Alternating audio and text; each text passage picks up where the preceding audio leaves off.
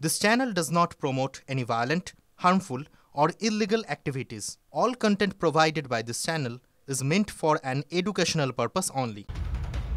বেলেঘাটা খালের জল আটকে যাওয়া নিয়ে কলকাতা পুরসভা এবং রেল বিকাশ নিগমের দ্বন্দ্ব তুঙ্গে।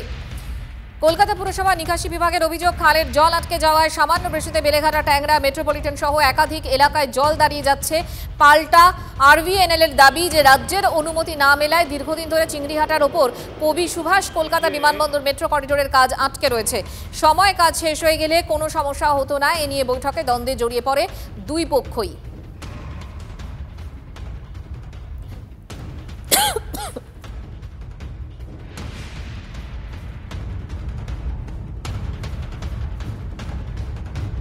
চিংড়িহাটার ওপর দিয়ে মেট্রো করিডোরের কাজ চলছে। ৩৬৬ মিটার অংশ প্রশাসনের অনুমতি না মেলায় কাজ বন্ধ রেখেছে আরভিএনএল।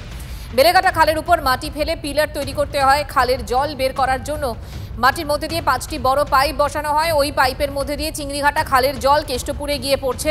পুরসভা নিকাশি বিভাগের অভিযোগ, পাইপের মধ্যে দিয়ে জল ঠিকমতো বের হচ্ছে না, যার জেরে বেলেঘাটা, ট্যাংরা সহ একাধিক এলাকায় জল জমছে। আমরা এটাকে ইঞ্জিনিয়ারিং মেথডে চেক করে দেখছি যে আমার কতটা ফ্লো মার খেয়েছে, সেই অনুযায়ী সেটাকে রিকভার করার জন্য যেটা প্রয়োজন সেটা ওনারা করবে ওনাদের স্কোপে। ইমিডিয়েট যে পাইপগুলো আছে সেই পাইপগুলোকে রিমুভ করে লক গেট যেটা আছে তার যা ক্যাপাসিটি, সেই ক্যাপাসিটিটাকে ফুল এনজয় করব। যদি দেখা যায় যে সেই ক্যাপাসিটি এনজয় করেও জল জমছে, তাহলে এক্সট্রা পাম্প আরভিএনএল লাগিয়ে দেবে।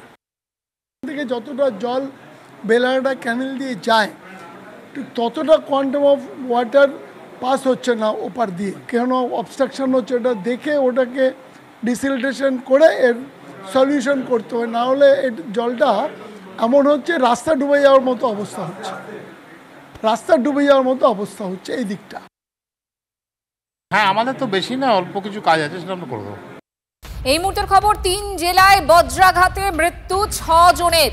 কি খবর পাচ্ছি আমরা? কমলেশ চৌধুরী আমাদের সঙ্গে রয়েছেন, আমাদের প্রতিনিধি জানাবেন। কমলেশ, দেখো, আজ থেকে বৃষ্টি বাড়ার অনেকটা কথা ছিল এবং জেলায় জেলায় বৃষ্টি হচ্ছে এবং শুধু বৃষ্টি নয়, বজ্র বিদ্যুৎ সহ বৃষ্টি হচ্ছে। ফলে যা খবর পাচ্ছি, বাঁকুড়ায় এই 4 জনের, পূর্ব বর্ধমান 1 জনের এবং পশ্চিম মেদিনীপুরে 1 জনের মৃত্যু হয়েছে। পূর্ব বর্ধমান আরো বেশ কয়েকজন আহত হয়েছেন বজ্রপাতে। এবং আগামী 2 থেকে 3 দিন দক্ষিণবঙ্গ জুড়ে বৃষ্টি বাদলা হবে।